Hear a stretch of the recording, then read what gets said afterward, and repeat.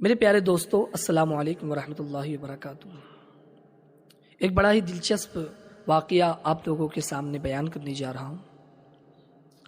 ایک شخص جو کہ بادشاہ تھا، جب اس کا وقت مرگ قریب آیا، انتقال کا وقت قریب آیا، تو اس نے اپنے نوکروں کو، چاکروں کو، وزیروں کو بلا کر کے کہا کہ اب میرے انتقال کا وقت قریب ہے اور میری کوئی اولاد تو ہے نہیں کہ میں انہیں اپنی جگہ پر گدہ نشی کر سکوں، تو آپ لوگ گاؤں میں جائے، علاقے میں جائے اور ایک ایسے شخص کو پکڑ کے لائے جو میرے یہاں گدی پر بیٹھ سکے، تخت و تاج سنبھال سکے۔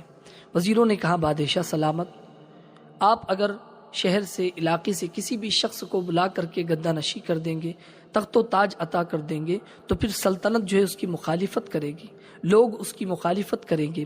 اس نے کہا ٹھیک ہے، تو پھر اب اس کے لیے ایک بات کی تجویز کی گئی کہ جو شہر کا صدر دروازہ تھا، صبح اٹھنے کے بعد جو سب سے پہلے اس دروازے سے گزرے گا اسے ہی بادشاہ بنا دیا جائے گا، لیکن اس کے بعد بھی ایک شرط تھی کہ جو سب سے پہلے دروازے سے گزرے گا پھر اسے ایک رات قبر میں سونا پڑے گا، اور جو صبح صحیح سلامت قبر سے واپس نکلے گا پھر اسے بادشاہت دے دی جائے گی۔ اب یہ بات طے کر دی گئی۔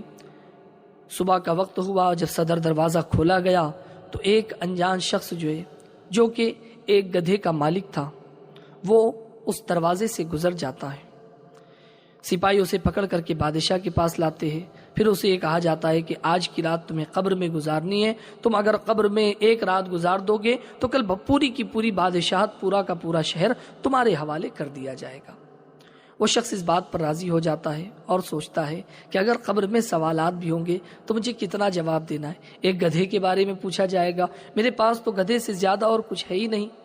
تو پھر یہ ہوتا ہے کہ اسے قبر میں سلا دیا جاتا ہے۔ رات جب اسے قبر میں سلا دیا گیا، منکر نکیر حساب لینے والے فرشتے اس کے پاس آئے اور پھر اس کے سوالات کا سلسلہ شروع ہوا۔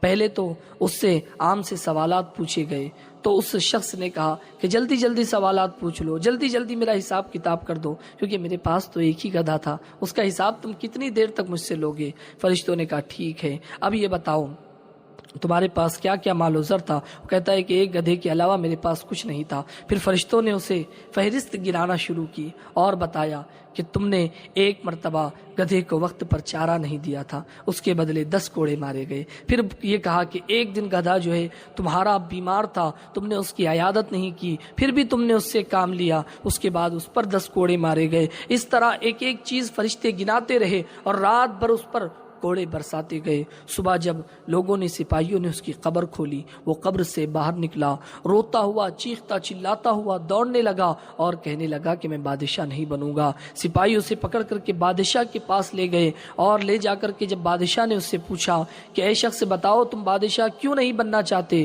تو وہ شخص کہتا ہے اے بادشاہ سلامت، میں قبر کی ایک رات میں ایک گدھے کا حساب نہ دے سکا تو پھر ساری زندگی اگر میں بادشاہ بنا رہوں گا، سلطنت کے ایک ایک فرد کا مجھ سے حساب لیا جائے گا، میں کیسے اس کا حساب دے سکتا ہوں؟ اسی لیے میں بادشاہ نہیں بننا چاہتا۔ تو میرے پیارے دوستو، سنا آپ نے کہ کسی کے پاس اگر کچھ نہ بھی ہو تب بھی اس کا حساب کتنا سخت ہوگا۔ اللہ نے تو ہمیں ساری چیزیں عطا کی ہے، پھر ماہ رمضان شریف تشریف لانے والا ہے، اس کی برکتیں، عظمتیں، رحمتیں، نورانیت، عرفانیت اور رب تعالیٰ کی خوشنودگی اس ماہ مبارک کے اندر شامل ہے۔ تو آئے مسجدوں کو آباد کرے، روزوں کی پابندی کرے، تراویحوں کا اہتمام کرے، رب کی بارگاہ میں خوب خوب صدقہ خیرات کرے، غریبوں کی مدد کرے، یتیموں سے محبت کرے۔ اللہ تعالیٰ مجھے آپ کو سب کو کہنے سننے سے زیادہ عمل کی توفیق دے۔ السلام علیکم ورحمۃ اللہ وبرکاتہ۔